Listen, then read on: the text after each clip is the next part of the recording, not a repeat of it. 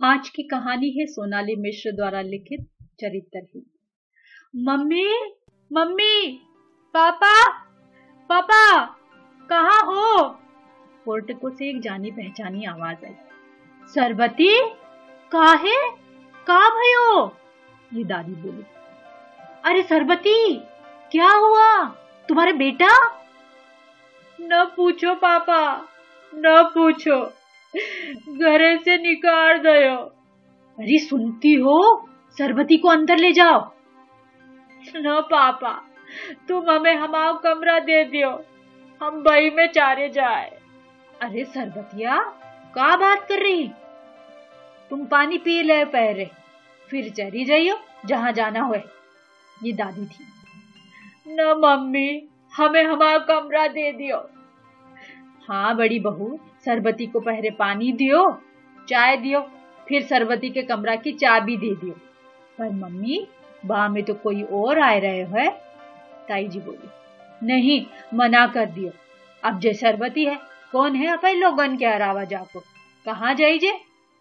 और इसी के साथ 1 महीने पहले धूमधाम से हमारे घर से विदा हुई सरबती एक बार फिर हमारे घर में आ गई। गहरे सांवले रंग की सरबती हमारे यहाँ बर्तन धोने का काम करती थी। पूरे श्रृंगार के साथ सरबती आती थी। सिंदूर, लिपस्टिक, पायल और सस्ती वाली लाल रंग की मोटे कांच की चूड़ी तो जैसे सरबती की जान थी। और उसकी जान थी हम बच्चे। हम छोटे छोटे बच्चों को उसके कमरे में जाने की इजाजत नहीं थी। अब क्यों नहीं थी ये भी नहीं पता। शाम होते सरबती का कमरा हम बच्चों के लिए एक उत्सुकता का केंद्र बन जाता।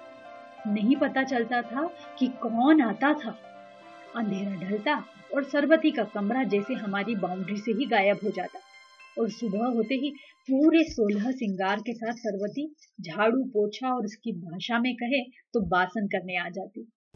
अरे बड़ी बहू, पहले चाय तो पिलाओ। काहे? चाय भी नहीं बनाई क्या? तुम एक कोठरिया में करती का हो सरबती? अरे बड़ी बहू, अपने सीधे पल्ले की साड़ी का पल्लू ठीक करते हुए वह कहती। तुम्हें का बताएं सरबती, कितनी बार कही है, जब मोड़ा मोड़ी पास भरो करो तो तुम केवल काम करो करो। और तुम लोग का खी करती रहती हो। जाओ पढ़ो जाए के। और हम लोग दादी की डांट खाकर बड़ी छत पर खेलने चले जाते। पर वह कमरा हमेशा ही एक रहस्य बना रहता। हमारी बड़ी छत से थोड़ी नीचे उतरकर छोटी छत थी, जहां से सामने सरबती का कमरा दिखाई देता था।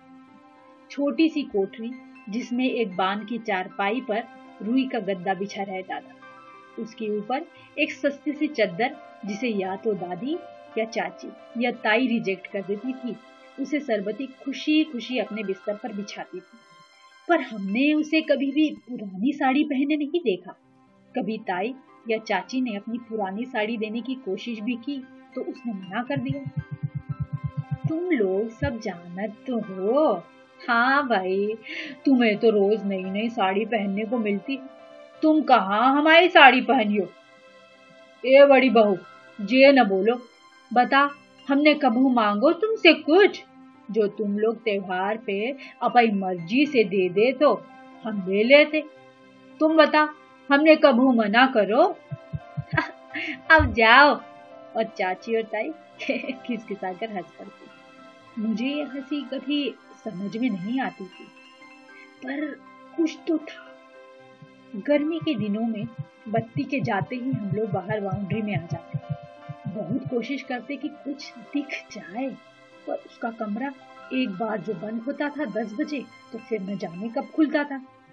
जब मैं कक्षा 10 में बोर्ड के एग्जाम की तैयारी में 3 बजे उठने लगी थी तो सरबती के कमरे की सिटकनी खुलने की आवाज आती। मैं पूछती मम्मी से, मम्मी ये सरबती करती क्या है इतनी सुबह उठकर?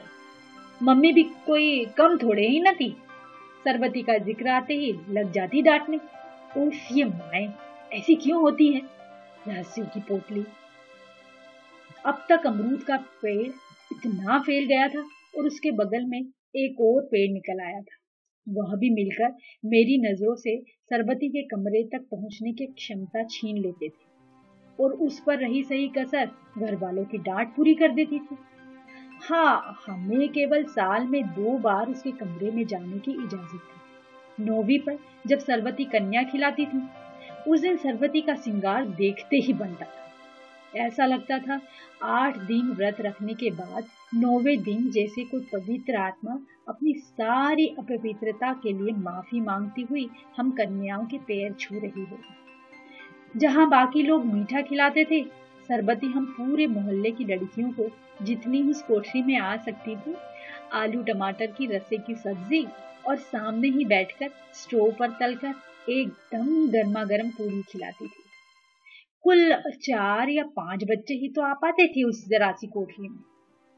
कोठरी के बाहर लिपा हुआ चूल्हा था, जिसमें सरबती गर्मियों में मक्के और बाजरे की रोटी सेकती थी। गर्मियों में वह चटक जाता था, गर्मियों में वह स्टोव पर खाना बनाती और सर्दियों में चूल्हे पर ही साग खूब चुराकर माँ ने खुलाकर हिलाती थी। उसके हाथ की बाजरे की रोटी सबको बहुत पसंद थी। जैसे ही सर्दी दस्तक देती, उसका चूल्हे का श्रृंगार शुरू हो जाता था। वैसे तो उसका श्रृंगार पिटार कभी कम नहीं होता था, पर जब उसका बेटा आता था तो उसका श्रृंगार एकदम कम हो जाता था, या यूं कहे कि गायब हो जाता था।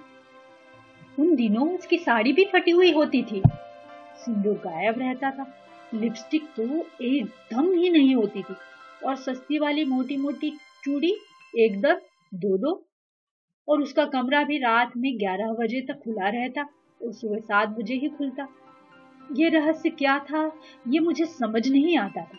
जब वह चला जाता था तो सरबती फिर से अपने उसी पुराने रूप में वापस आ जाती और उन 4-5 दिनों की रिपोर्ट दादी को देती। का करे मम्मी, अब डॉक्टरी पढ़ रहो है, खर्चा तो होती है।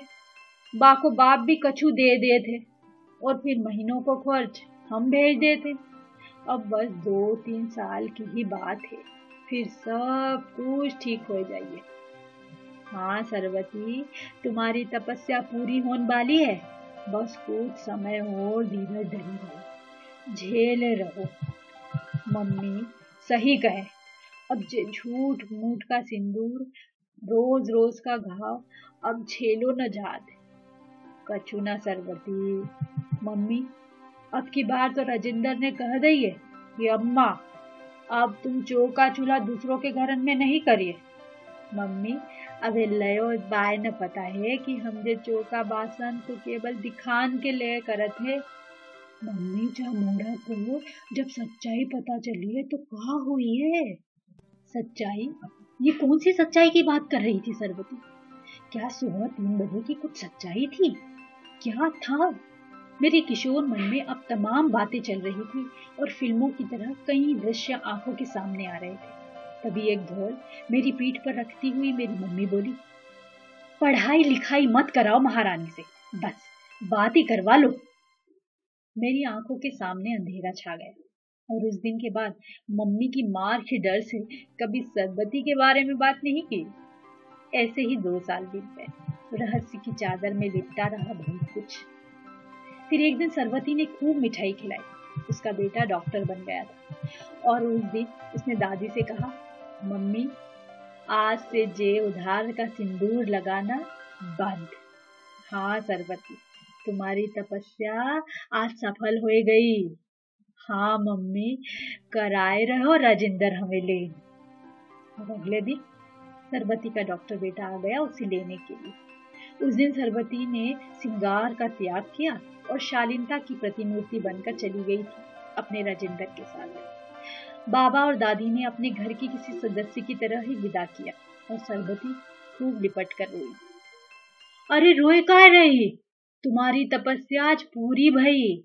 जा दिना से तुम्हारे आदमी ने तुम्हें छोड़ो, बा दिना से तुमने अपने मोड़ा के लिए जो करो बा कोई ना कर सके। जाओ सरबती, तुम जाओ। अब कोई बात होए कभी तो हम तो हैं ही तुम्हारे अपने, और जे घर तुम आयो ही है। हाँ मम्मी, पर ये क्या, एक ही महीने में गहरे सांवले रंग की सरबती एकदम कोयला बनकर वापस आ गई। अरे मोड़िया, देख के आओ, चाय नहीं आई अभी तक। दादी के चीखने से मैं यथार्थ में आई। वो दादी से बोले जा रही, का बताए मम्मी, भाई सब बा के बाप ने बताए दियो कि हम का करत हते। मम्मी तुम बताओ, जब बा को बाप ले आओ दूसरी और घर से निकाल दे, हम अनपढ़ कहाँ जात, का करत। वो तो तुम लोगन ने कमरा दे दियो और बा आदमी ने सहारा, नहीं तो हम कहाँ जाते जा मोड़ा को लेकर। आज जब मोड़ा डॉक्टर बन गयो तो बाप आई के बोल रहा हो कि हम काऊ की रखेल बने रहे, और बने रहे रखेल तो का मानो छोड़ो तो हमें, हम तो नहीं निकले थे। और अगर शरीर बेचो तो जाई राजेंद्र के लए ही ना। हम बाप बेटे मिलकर एक हो गए, दोनों ने मिलकर चरित्रहीन बोलकर घर से निकाल दयो। मम्मी का करे अब, शरीर बेचना भी बेकार हो गयो। सरबती पागल हो रही थी रो रो कर, और मेरे कानों में केवल चरित्रहीन शब्द गूंज रहा था, और एक एक कर सारे रहस्य खुल रहे थे। दादी बोली, नहीं सरबती, तुम चरित्रहीन नहीं हो। चरित्र केवल शरीर से ही नहीं होते। जाओ चाय पियो और अपने कमरा में जाओ, कल से काम पे आई जाइयो। और सुनो, हर महीना पैसा ले लियो हम लोगन से, अब तुम्हारा खर्चा ही कितो है। आंसू पोंछते हुए सरबती बोली, हाँ मम्मी, अब खर्चो ही कितो है। अब न बेटा रहा और न उसका खर्चा। पता नहीं वो कितनी देर बैठी रही होगी, पर मेरे कान में बहुत देर तक चरित्रहीन शब्द गूंजता रहा। मैंने उसे चाय देकर कहा, नहीं सरबती, हम सब तुम्हारे बच्चे हैं, और सुनो, तुम चरित्रहीन नहीं हो, तुम चरित्रहीन नहीं हो।